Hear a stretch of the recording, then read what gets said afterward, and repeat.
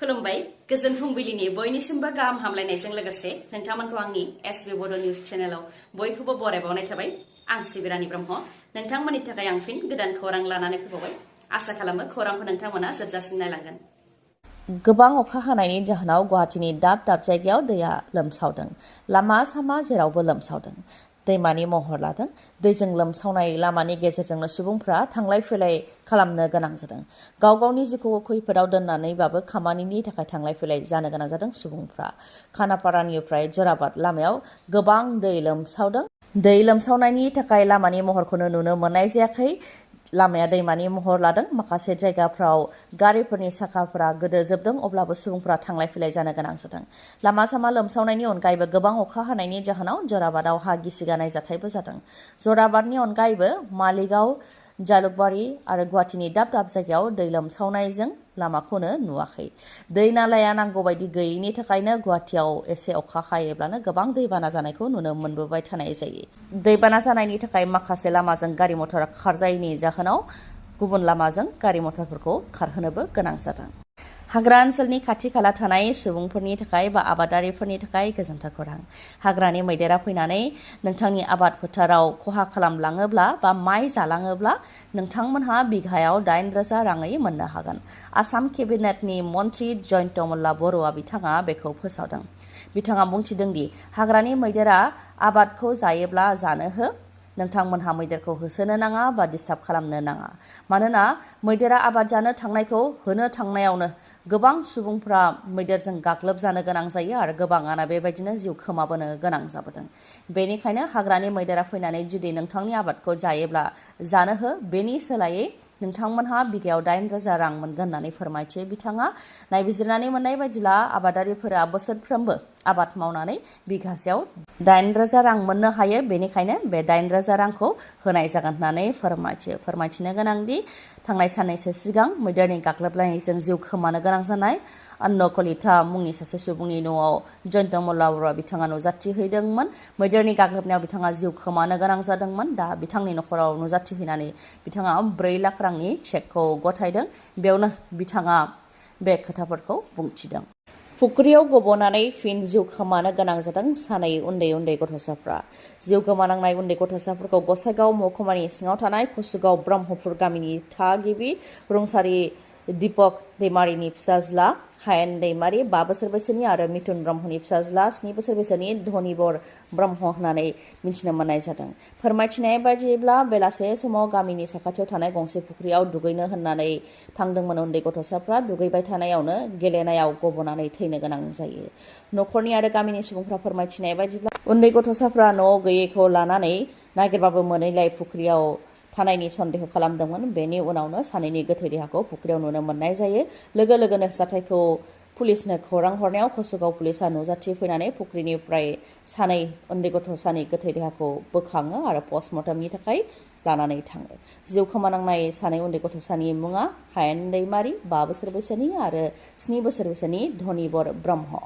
क'क्राझार जिल्ला आरो तामुलपुर जिल्लायाव गोलाव समनिफ्रायनो हमनानै दोननाय फेग्रा मुवाफोर जेरै ड्राग्स, गान्जा, याबा टेब्लेट आरो गुबुन फेग्रा मुवा बेसादफोरखौ सावनानै सेवहांगार खालामदों। क'क्राझार जिल्लानि गसाइगाव महकुमानि संकस दैमानि साखाथियाव हमनो मोननाय फेग्रा मुवा बेसादफोरखौ सेवहांगार खालामदों पुलिसा। थांनाय 2 बोसोरनिफ्रायनो हमनानै जमा खालामनानै दोननायमोन होननानै फोरमायथिदों। सावनायफोरा जाहैबाय क'क्राझार जिल्लानिया 3,000 केजि गान्जा, 6 केजि आफिं, 2 केजि 250 ग्राम हेर'इन, 2,500 टेब्लेट आरो गुबुन हादोरनि सिगारेट बायदिफोरखौ अर सावनानै फोजोबस्रांदों। गासै 19 कौटि रांनि बेसादखौ फोजोबस्रांदों क'क्राझार जिल्लायाव। थिग बेबायदिनो तामुलपुर जिल्लायावबो पुलिस बिफाना ड्राग्स, गान्जा, याबा टेब्लेटजों लोगोसे बायदि फेग्रा मुवा बेसादफोर जायफोरखौ हमनो हानाय जादोंमोन आरो सिगांनिफ्रायनो दोनथुमबोनाय जादोंमोन बेफोरखौ सावनानै सेवहांगार खालामदों। मोनसे समनि एबसुनि बारग' बिबानगिरि, आथिखालनि बिटिसि सेन्ट्रेल सेलेक्सन बर्डनि सोद्रोमा, तामुलपुर कुमारिघाटा हालामनि गोख्रों समाज सिबियारि सिनाकान्त बसुमतारी बिथाङा हरखाबै रुंसारि जाबाय। बिथांनि अबथिरायै रुंसारि जानायाव ओनसोलनि सुबुंफ्रा गोथौ दुखु मोननाय फोरमायथिदों। लोगोसे बिथाङा जाहाथे सोरगो रायजोआव आलो गोजोनै जायगा मोनहैनो हायो बेनि थाखाय आरज गाबदों। ओजोंहाय गरेस्वरावबो दुखुनि थासारि।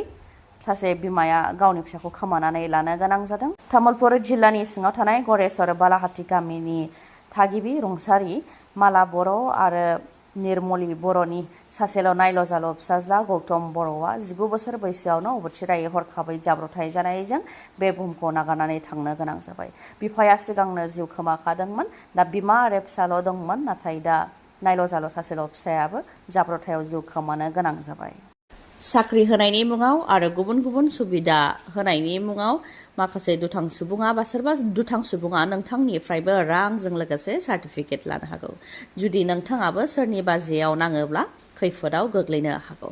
थिग बेबायदिनो जाथाय जानायखौ फोरमायथिदों एनडिबिपिनि बारग' आर्मि चिफ सिला बसुमतारिया। बिथाङा खौरांगिरि मेल हांख्रायनानै फोरमायथिदों दि गसाइगावनि माखासे दुथांफोरा एनडिबिपिनि बारग' आर्मि चिफ सिला बसुमतारिजों लोगोसे बारग' एनडिबिनि मुं लानानै नंखायै रांजों लोगोसे डकुमेन्ट खांदों होननानै अजद होयो बिथां सिला बसुमतारिया। बिथाङा फोरमायथियो दि बेनि सोमोन्दै गाव जेबो मिथिया, नाथाय बिथांनि मुं लानानैनो माखासे एनडिबिफोरनिफ्राय आरो माखासे सुबुंफोरनिफ्राय रांजों लोगोसे डकुमेन्ट लादों होननानै फोरमायथियो। बेनिखायनो बेनि सायाव जाहाथे सांग्रां जायो बेखौ लानानै फोरमायथियो। बिथाङा गाव बेनि सोमोन्दै जेबो मिथियामोन होननानै फोरमायथियो। माखासे सुबुंफ्रा गावनाव फन हरनानै सोंथि खालामहरनायावसो बेनि बागै गाव मिथिनो मोन्दों, नाथाय बे खामानियाव जेबो आखाइ गैया, बेखौ रोखा खालामो बिथाङा। नोंथांमोननि थाखाय गोजोनथाव खौरां। चिरां जिल्ला काजलगावआव थानाय एमएमएच अट' हन्डा श'रुमा फिन नोंथांमोननि थाखाय अफार लानानै फैदों। अफारा 10 जुलाइनिफ्राय जागायबाय आरो 15 आगस्तसिम थागोन। अफारफोरा जाहैबाय 9,999 रां होग्रोनानैनो मटर साइकेल बा स्कुटिखौ नोंथांमोनहा मोननो हागोन। बेसेन नाङालासे गंनै हेलमेट मोननो हागोन। जायखिजाया मटर साइकेल बा स्कुटिखौ बायोब्ला गंसे सिलिं फेनबो नोंथांमोनहा मोननो हागोन। गोजाम मटर साइकेल बा स्कुटिखौ गोदानजों सोलायोबा 1,000 रां केशबेक नोंथांमोनहा मोननो हागोन। 3 बोसोरनि वारेन्टिबो नोंथांमोनहा मोननो हागोन। लोगोसेनो जायखिजाया मटर साइकेल बा स्कुटिखौ बायोबा बेसेन नाङालासे 5 लिटार पेट्रलबो नोंथांमोनहा मोननो हागोन। गोरलैयैनो फाइनान्सआव मटर साइकेल बा स्कुटिखौ लानो हागोन। ल' रेटआवनो नोंथांमोनहा इन्टारेस्टखौ मोननो हागोन आरो स्पेशल केशबेकबो होनाय जादों। SP 160 बे मटर साइकेलखौ बायोबा नोंथांमोनहा 10,000 रांसिम केशबेक मोननो हागोन आरो शाइन 100खौ बायोबा नोंथांमोनहा 5,000 रांसिम केशबेकबो मोननो हागोन। नोंथांमोना जुदि बे अफारनि खाबुखौ लानो सानोबा थाबैनो एमएमएच अट' हन्डा श'रुमजों कन्टेक्ट खालामनो हागोन। कन्टेक्ट नाम्बारा जाहैबाय 8720957824 नङाब्ला 7002252878 बे जानबुं नाम्बारावबो कन्टेक्ट खालामनो हागोन। कन्टेक्ट नाम्बारखौ स्क्रिनावबो होनाय जाबाय आरो डिटेल्स एड्रेसखौबो स्क्रिनाव होनाय जाबाय। नोंथांमोनहा नायनानै लानो हागोन। गोजोन्थों। दिनैनि खौराङा एसेनोसै। खौरांखौ जोबजासिम नायनायनि थाखाय गोजोन्थों। नोंथाङा आंनि चेनेलाव गोदानबा सानफ्रामबो फुंनि समाव खौरां मोननो थाखाय चेनेलखौ साबस्क्राइब खालाम आरो बेल आइकनखौबो क्लिक खालाम। लोगोसे खौरांखौ मोजां मोनदोंबा लाइक, कमेन्ट आरो शेयार खालामनो दाबाव। गोजोन्थों।